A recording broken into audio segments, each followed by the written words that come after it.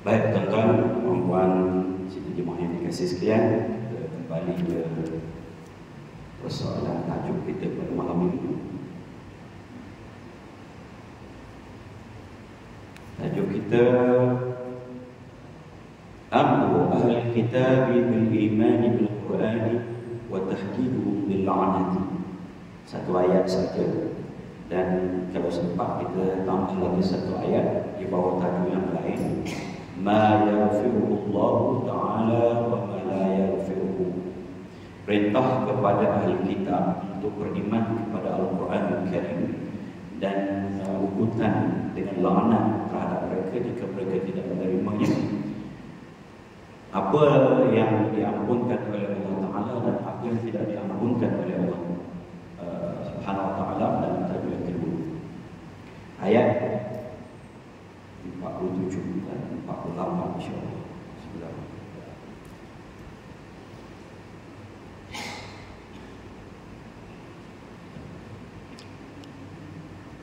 Baik, kita baca ayatnya.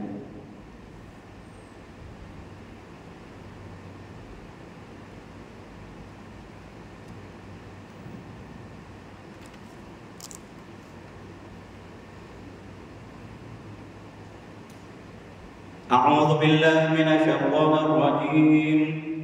Bismillahirrahmanirrahim. Ya ayyuhalladzina utul kitaba aminu bima nazzalna musaddiqan lima ma'akum min qabli an natmisa wujuhan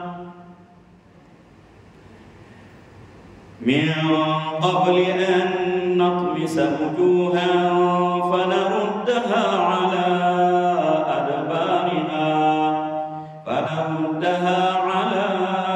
أدبارها أو نلعنهم كما لعنا أصحاب السبت وكان أمر الله مفعولا إن الله لا يغفر أن يشرك به ويغفر ما دون ذلك لمن يشاء ومن يشرك بالله فقد افترى إثما عظيما صدق الله العظيم. Ya ayyuhallazina, kita ambil sedikit tajwid tuan-tuan dan puan sebagai menunaikan hak Al-Quran Al-Karim, iaitu Al-Quran Al-Karim ini wajib kita baca dengan betul, dengan baik, bertajwid. Tajwid ialah mengelokkan bacaan, mengelokkan sebutan huruf, makharijul huruf, mengelokkan panjang pendeknya. Yang mana pendek kita jangan panjangkan, yang panjang yang kita pendekkan. Jaga dengunnya, jaga bacaan bersyaddah, bertasydid atau bersambungnya, supaya tidak bertukar huruf ataupun mengurangkan huruf ataupun menambahkan huruf. Kita panjangkan yang pendek berarti kita menambahkan huruf. Kita pendekkan yang panjang berarti kita buang huruf. Ya, sebab itu sangat penting untuk kita mempelajari tajwid ini. Ya ayyuhalladzina, kita ambil satu saja tuan-tuan dan puan, iaitu ya ayyuhalladzina. Ya itu adalah dipanggil mad jaiz munfasil. Apa dia? Selepas huruf mad, iaitu huruf mad yang di akhir perkataan, ada hamzah dalam kalimat yang kedua. Kalimat baru, bukan satu kalimat, bukan satu perkataan. Ya, huruf hamzah di situ hamzah qata dipanggil hamzah qata. Jadi hamzah ada dua, satu hamzah wasal, satu lagi hamzah qata. Hamzah qata ni alif, kat atas dia ada hamzah kat bawah dia. Ya, ada huruf hamzah qata selepas huruf mad, dan huruf mad itu di akhir perkataan yang pertama. Di permulaan perkataan yang kedua adalah hamzah qata. Ada alif yang di hamzah. Ya. Itu dipanggil mad jaiz munfasil. muttasil. Boleh dibaca 4 atau 5 harakat. 4 hingga 5 harakat mengikut qiraat al-hafaz. Yang kita baca tadi qiraat al-hafaz Asy-Syatibi daripada Imam Asy-Syatibi, ya. 4 dan atau 5, maka dia ada pilihan di situ. Dan jumhur qurra mengatakan bahawa boleh baca 2, 4, 6. Maksudnya bacaan hadar, bacaan orang hafiz, bacaan laju itu 2 harakat. Bacaan tadwir sederhana 4 harakat dan bacaan tartil 5 harakat. Dia ada pilihan nampaknya di situ. Sebab itu dipanggil jaiz. Jaiz boleh pilih, ya. Kita 4 dan 5 lah, ya. Baca ni. Mudah-mudahan kalau nampak je yang begini, dia tanda. Kalau dalam Al-Quran yang berwarna ni, dia akan ada tanda panjang itu. Baca 5 harakat selamat. Sama ada dia mat wajib muttasil atau mat jaiz munfasil, betul dah bacaan dia. Ya. Cuma yang kita nak sentuh di sini supaya kita mungkin kena hafal lah, ya. Bagi orang yang tahu bahasa Arab, dia tahu ya ayyu ni adalah 2 perkataan. Kerana ya itu dia punya harfun nida, perkataan yang kita guna untuk menyeru, wahai ya ayyuhalladzina, wahai orang-orang yang diberi kitab. Maka dia tahu bahawa ini 2 perkataan. Bila dia tahu 2 perkataan, maka dia boleh menamakan ataupun betul. Bila dia menamakan betul tajuk ini, dia tidak akan keliru dengan mat wajib muttasil. Pada zahir kita nampak dia macam satu kalimat. Tuan-tuan yang ada Al-Quran kita tengok, dia macam satu kalimat ni. Kalau kita balik kepada mat wajib muttasil, maka kita akan keliru. Kita akan kata ini adalah mat wajib muttasil. Tapi ini tuan-tuan dan puan ditulis dalam bentuk rasam Uthmani. Beginilah dia yang ditulis pada zaman Sayyidina Uthman. Maka Al-Quran itu ditulis seperti ditulis pada zaman itu. Kalau bahasa Arab moden, maka dia ada 2 perkataan di situ. Ya alif itu barulah hamzah qata. Alif dan hamzah, ayyu, ya ayyu, 2 perkataan. Ya ayyu, 2 perkataan. Bila 2 perkataan, dia adalah mat jaiz munfasil. Kita detailkan persoalan ini tuan-tuan dan puan-puan. Kenapa? Kerana dia sekali kita pandang pada zahirnya, dia kelihatan seperti mat wajib muttasil kerana dia dalam satu kalimat. Dia sebenarnya 2 kalimat di sini.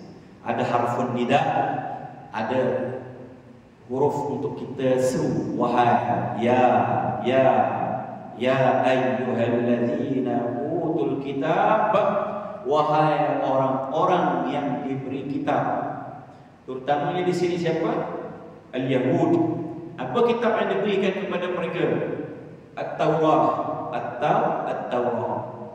Juga orang Nasara, orang Masihi juga termasuk dalam ahlul kitab yang diturunkan kepada mereka Al-Injil.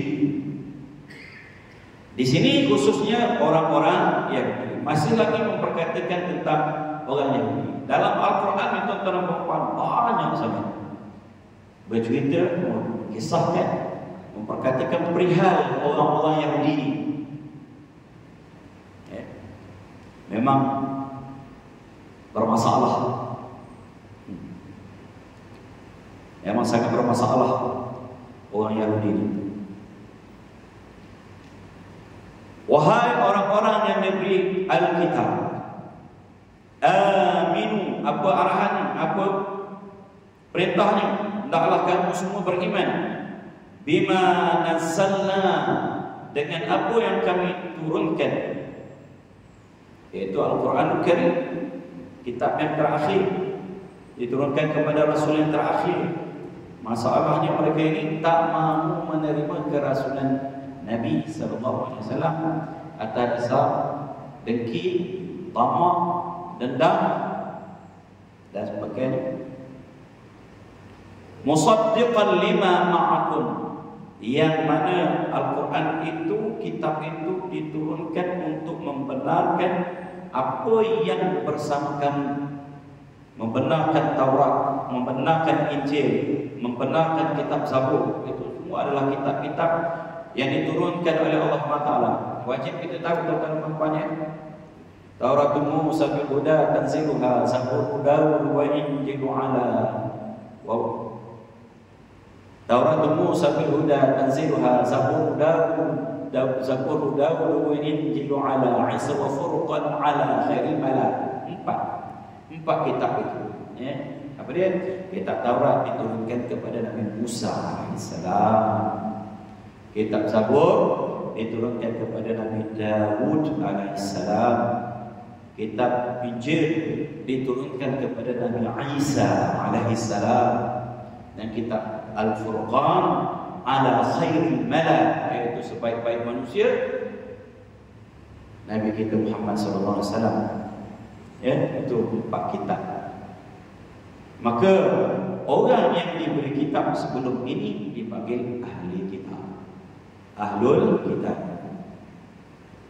Maka Al-Quran itu sebagai kitab yang terakhir membenarkan kitab-kitab yang sebelum ini. Cuma masalahnya yang ada sekarang ini sudah diubah-ubah, sudah berubah. Saya tengok TikTok baru ini, dia ada koleksi Bible daripada beberapa huruf. Banyak dia harapan itu. Dan setiap Bible itu berbeza berbanding Al-Quran Karim. Al-Quran ini dia ada jaminan daripada Allah SWT, sikit tidak berubah, serupa ayatnya, susunannya, ya. Hatta tulisannya, ejaannya tidak berubah. Sebab itu kerajaan Indonesia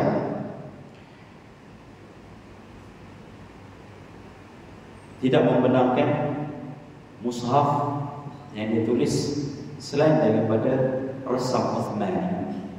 Kerana resam Uthmani itu begitulah yang ditulis. Dia tak tulis mengikut bahasa Arab moden ataupun resam hijai. Baik.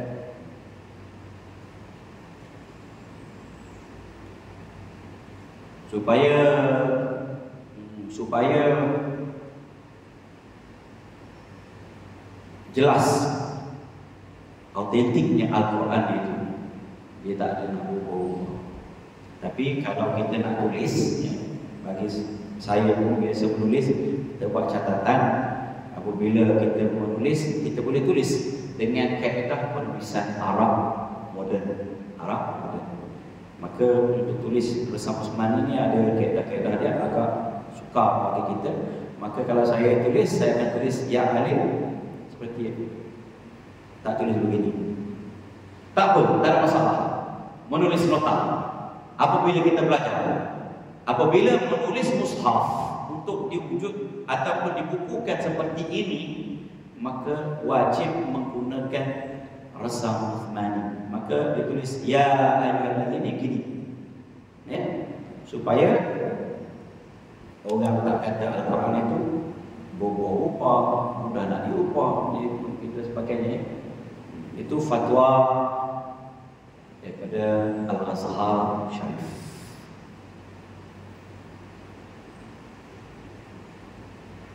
Min qabli an naqmisa wujuha, sebelum kami meratakan wajah-wajah muka-muka, fanaruddaha ala adbariha, dan kami pusing, tukar ke arah belakang. Naruddaha ni ala adbariha, pusing, ala adbariha, ke arah belakang. Sapu muka tu maksudnya apa? Hak bahagian ke depan ni sama, Sama macam tepuk kita ni. Artinya ada yang kata dibutakan, ada yang kata memang sama macam tepuk. Nanti di bahagian depan ni tak ada mata, tak ada hidung, tak ada mulut, tak ada. Ya, itu ancaman daripada Allah SWT. Umat-umat dahulu kalau mereka ingkar, bayarannya cash. Umat kita, umat Nabi Muhammad SAW istimewa. Yang ini di sana, jadi ini di sana. Tuan-tuan jangan buat ambil satu kaedah. Ya, misalnya orang pinjam Quran bersama peti, jaga. Tak, tuan-tuan nak buat. Ada aja. Janji kita di sana, tuan-tuan. Sekali-sekala ada Allah SWT tunjuk di atas muka bumi ini untuk jadi pengajaran ibrah kepada kita. Akan tetapi janji kita sebenarnya di sana. Umat-umat dahulu cash bayarannya. Ya, itu istimewa umat Nabi SAW.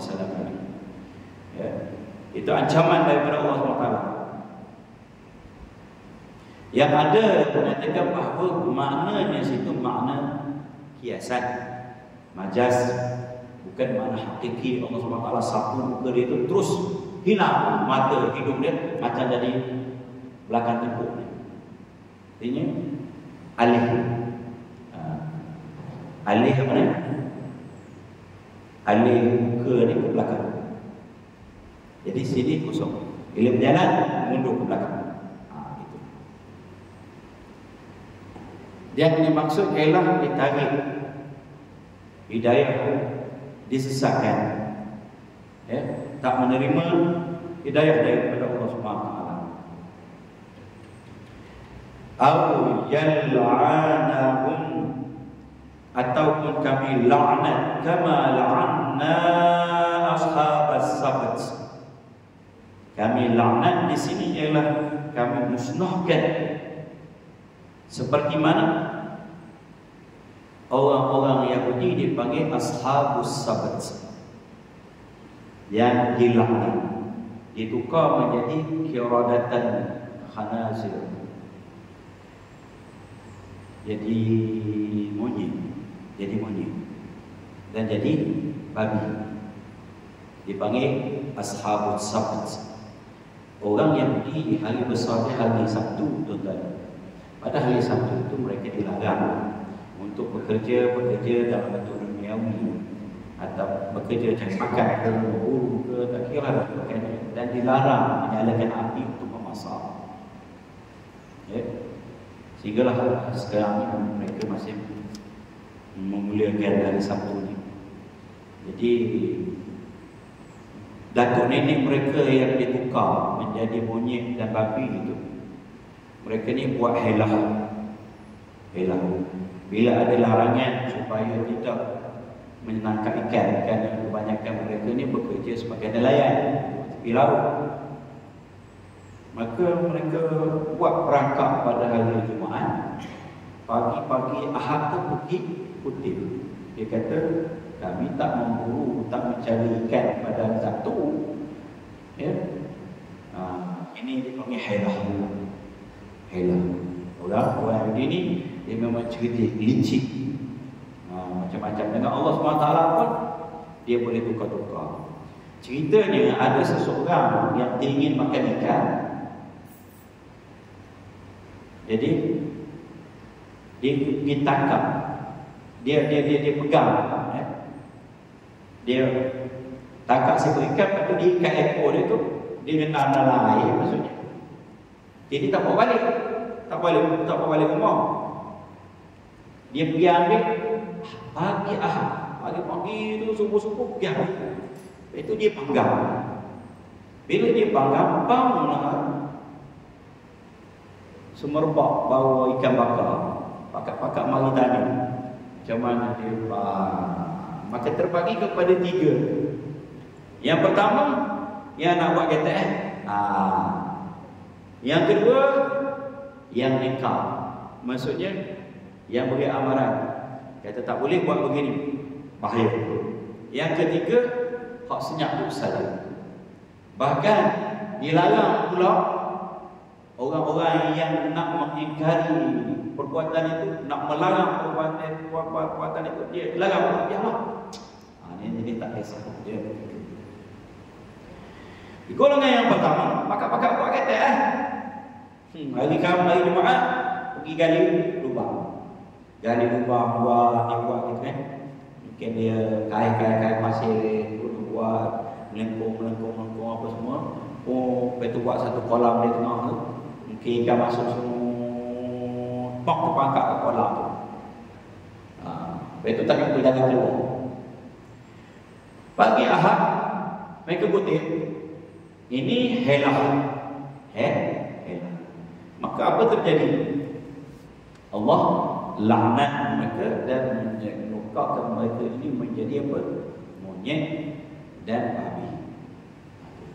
Jadi ulama-ulama yang memegang kepada zahir mengatakan kalau dalam kes ancaman Allah SWT ini at-tamsu 'ala al-wujuh itu maksudnya apa? Dihapuskan muka itu betul-betul muka mereka kan dihapuskan bagian hadapan itu ke belakang. Ada yang mengatakan menjadi buta.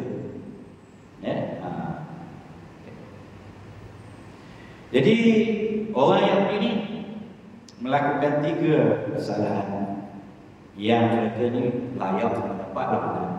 Yang pertama mereka mencari helah. Jangan ada helah sebenarnya. Cina buta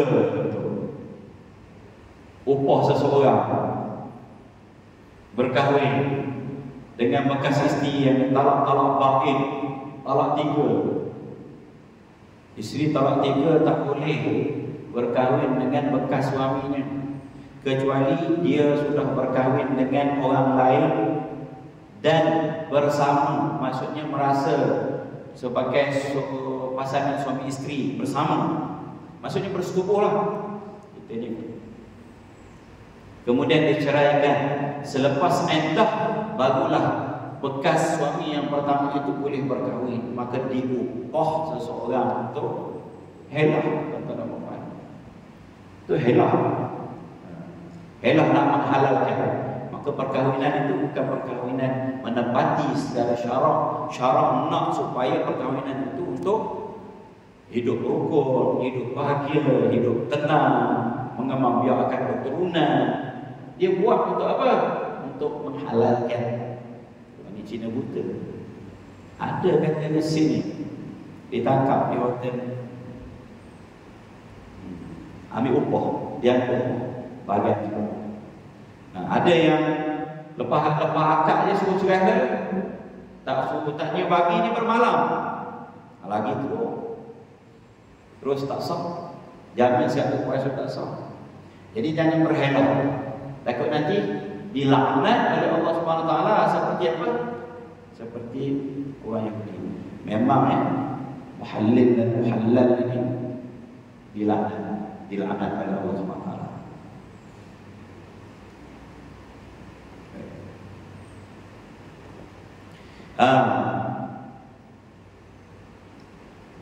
Kemudian mujaharah. Mujaharah maksudnya dia buat secara terang-terangan maksiat itu. Apatah lagi berbangga. Setiap umat aku diampun. Mafhum yang disebut oleh Nabi SAW. Kecuali orang yang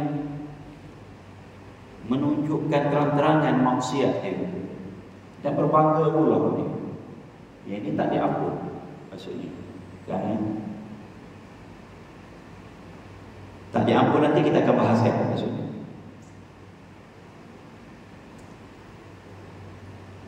Kemudian apatah lagi menghalalkannya. Ini bahaya tuan-tuan. Dahlah kita buat apa tu, tipu pendapatan. Bila kita kata tak boleh, dia kata saya bukan tipu orang. Maksudnya dia menghalalkan perbuatan yang menipu kerajaan. Ini kan orang yang sebut pada saya, hartanya banyak, kaya, tapi dapat Rumah PPRT ke rumah orang Mesra sebagainya. Dia kata kita bukan tipu orang, maksudnya boleh tipu kerajaan. Jadi tuan-tuan tak payahlah demi sekotak susu, demi RMT kita gaji RM15,000, pendapatan kita tulis RM50, RM500 je, memang dapatlah. Anak kita malu di sekolah. Ya, kita tengok. Kawan-kawan dia kata, awak dapat? Dia pelik. Dia pelik. Dia kata, awak dapat RMT, awak dapat susu, awak dapat ini. Dia tanya, awak ni orang miskin ke? Malu anak kita. Bukan anak kita lah, anak orang itu. Jangan tuan-tuan. Bahayanya ialah bukan setakat mendapatkan sesuatu yang kita tidak berhak dimakan oleh anak kita, membentuk hati anak kita, dan kena pada kita lebih teruk lagi kita menghalalkan perbuatan kita itu, dan kita rasa kita berhak. Kita berhak juga. Kita sebagai rakyat Malaysia contoh. Jangan tuan-tuan dan puan-puan. Kullu lahmin nabata min haramin fannaru awla bih. Anak kita mungkin tidak berdosa, dia tak tahu kecanturan kita dan sebagainya, tetapi makanan yang tidak halal itu akan menempa, mencetak hatinya jadi keras, tak boleh nak terima nasihat, susah nak buat perubahan, tak dapat ilmu, akhir sekali dia jauh, dia pun masuk neraka. Kerana hasil daripada makanan yang tidak berhak untuk kita beri kepada, kita suap kepada anak-anak kita. Itu tuan-tuan dan puan, saya nak ambilnya ialah tentang garis ini, menghalalkan satu perbuatan salah, dua kali salah. Baik. Wa kana amrullahi maf'ula, dan adalah ketetapan Allah SWT itu pasti berlaku. Ya, apabila Allah SWT jadi, maka itu berlaku. Tak kira lah Allah SWT nak tukar jadi apa. Kalau nak tukar jadi monyet, memang dia akan jadi monyet, memang dia akan jadi babi. Nak alih mukanya daripada depan ke belakang, memang dia akan jadi begitu. Boleh kata Allah SWT. Janji Allah SWT tepat. Baik.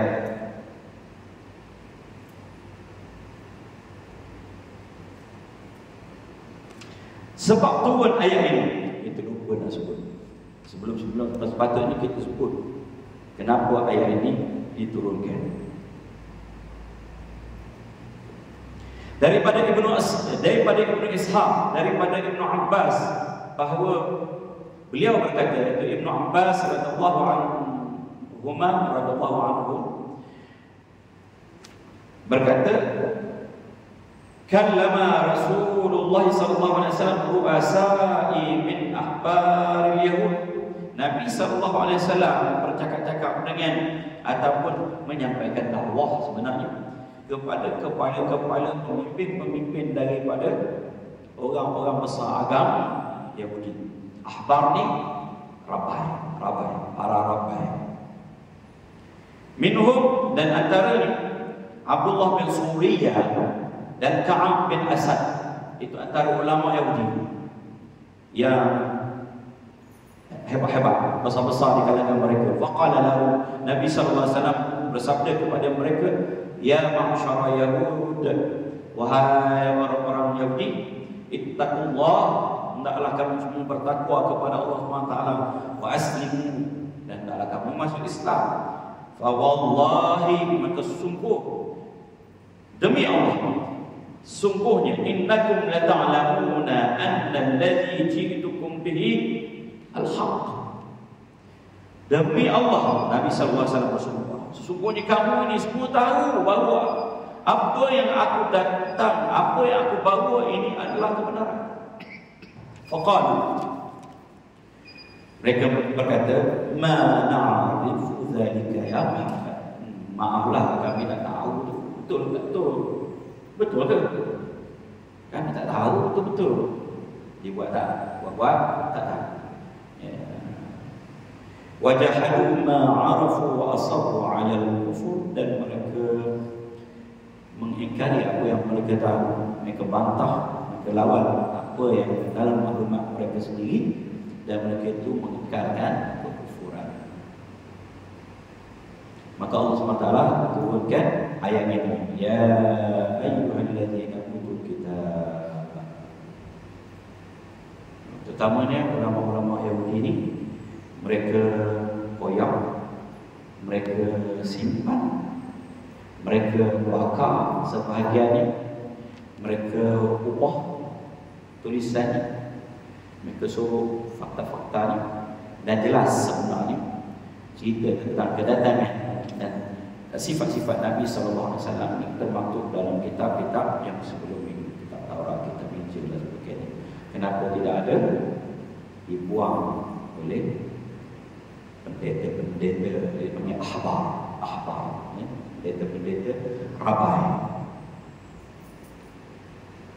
dan padri-padri dalam agama mereka sebenarnya.